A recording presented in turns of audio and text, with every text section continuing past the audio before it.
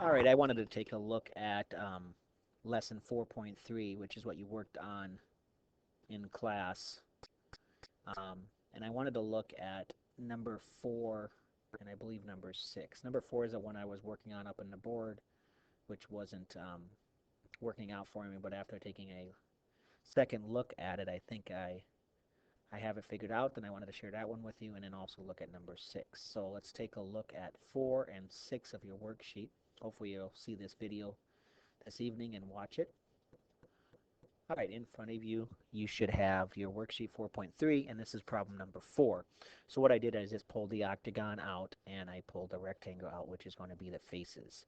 And then when you connect the lines to make triangles, I was going to the middle here earlier today, and you really need to go from point to point through the center,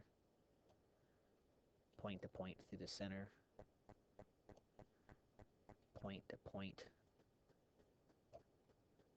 And by doing point to point, oops, that one's awful. Oh, I'll have to move this over here. Let's move that down. That's better. And that one, can I move it up? No, I can't. Let's just delete that. Let's try that again.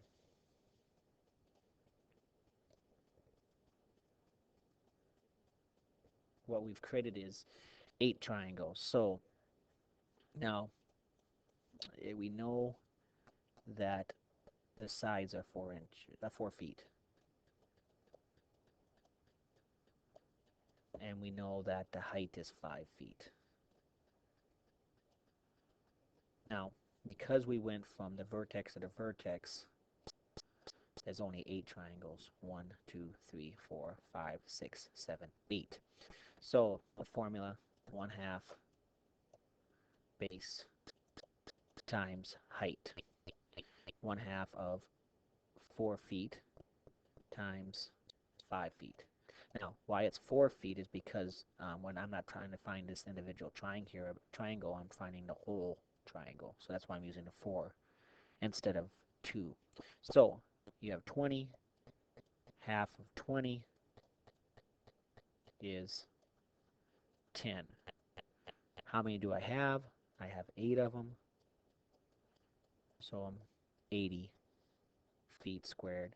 But now, again, there's a bottom here to the top. So it's really 80 times 2, and now you're up to 160. Now, the faces are all going to be the same, and there's going to be 8 of them because it's an octagon, and they're 4 feet by 8 feet. So 8 feet and 4, which is 32, and because it's an octagon, there are actually 8 of them, so it's going to be 32 times 8.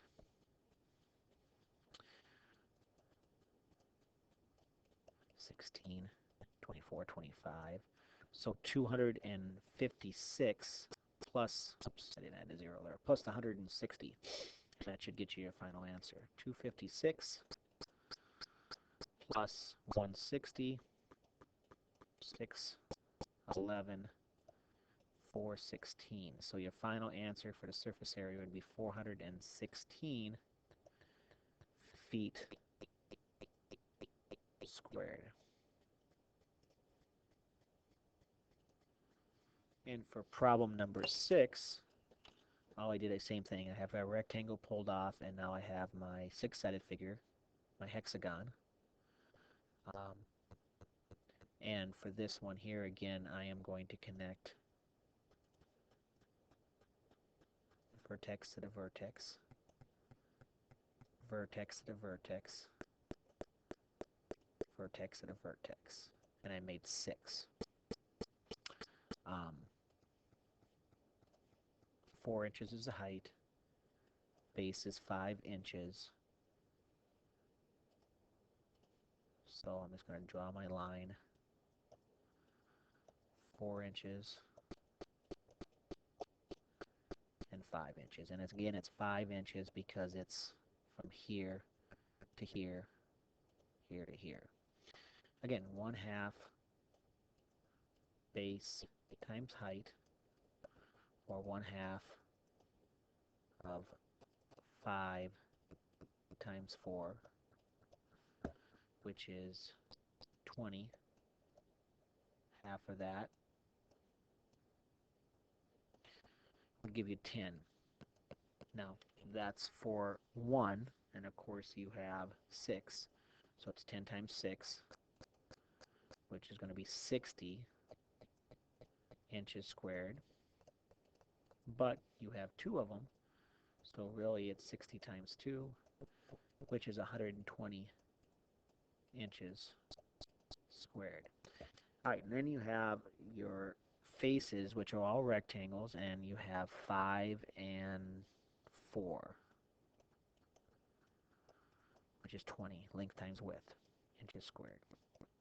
How many do you have? You have 6 of them, so you're going to take 20 times 6, which is your 120, plus the 120, and you end up with 240 inches squared. Alright, so hopefully that explains how to find the area, the surface area of a hexagon and an octagon.